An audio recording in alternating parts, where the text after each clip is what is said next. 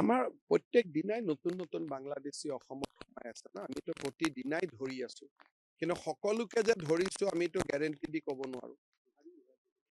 মানে ধৰক আপোনালোকে মোৰ টুইটাৰত দেখা পাব যে কৰিমগঞ্জ সীমান্তত আমি প্ৰতিদিনেই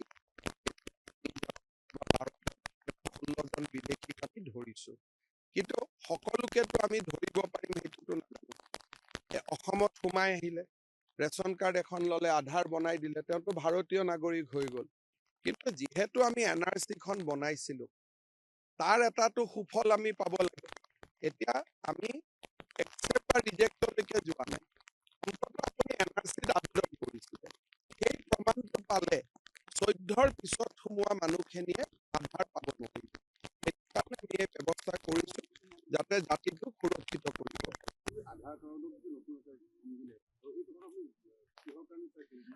আমাৰ প্ৰত্যেক দিনাই নতুন নতুন বাংলাদেশী অসমত সোমাই আছে না, আমিতো প্ৰতিদিনাই ধৰি আছো, কিন্তু সকলোকে যে ধৰিছো আমিতো গ্যাৰেণ্টি দি ক'ব নোৱাৰো। মানে ধৰক আপোনালোকে মোৰ টুইটাৰত দেখা পাব যে কৰিমগঞ্জ সীমান্তত আমি প্ৰতিদিনেই 16জন বিদেশীক আমি ধৰিছো, কিন্তু সকলোকেতো আমি ধৰিব পাৰিম সেইটোতো নাজানো। অসমত সোমাই আহিলে ৰেচন কাৰ্ড এখন ললে, আধাৰ বনাই দিলে, তেওঁতো ভাৰতীয় নাগৰিক হৈ গ'ল।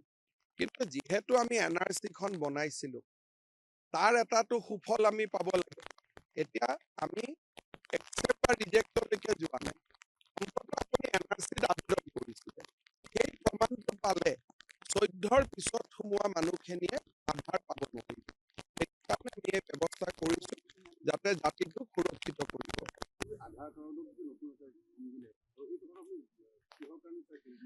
আমাৰ প্ৰত্যেক দিনাই নতুন নতুন বাংলাদেশী অসমত সোমাই আছে না, আমিতো প্ৰতিদিনাই ধৰি আছো, কিন্তু সকলোকে যে ধৰিছো আমিতো গ্যাৰেণ্টি দি ক'ব নোৱাৰো।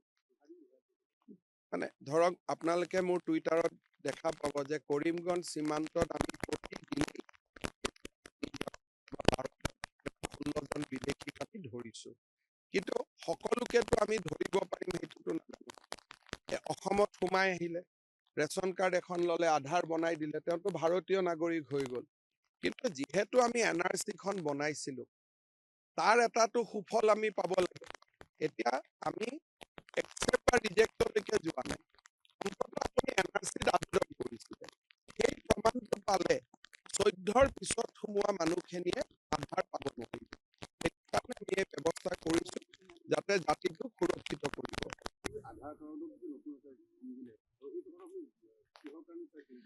আমাৰ প্ৰত্যেক দিনাই নতুন নতুন বাংলাদেশী অসমত সোমাই আছে না, আমিতো প্ৰতিদিনাই ধৰি আছো, কিন্তু সকলোকে যে ধৰিছো আমিতো গ্যাৰেণ্টি দি ক'ব নোৱাৰো। মানে ধৰক আপোনালোকে মোৰ টুইটাৰত দেখা পাব যে কৰিমগঞ্জ সীমান্তত আমি প্ৰতিদিনেই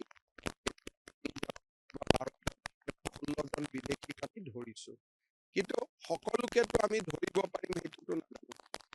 অসমত সোমাই আহিলে ৰেচন কাৰ্ড এখন ললে, আধাৰ বনাই দিলে, তেওঁতো ভাৰতীয় নাগৰিক হৈ গ'ল।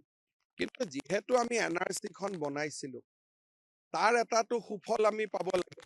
এতিয়া আমি একচেপ্ট বা ৰিজেক্টলৈকে যোৱা নাই, অন্ততঃ আপুনি এনআৰচিত আবেদন কৰিছিলে, সেই প্ৰমাণটো পালে 14ৰ পিছত সোমোৱা মানুহখিনিয়ে আধাৰ পাব নোৱাৰিব।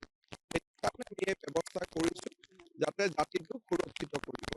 যিকোনো খবৰৰ বাবে যোগাযোগ কৰক 7099017330 লগতে 7099017110 নম্বৰত।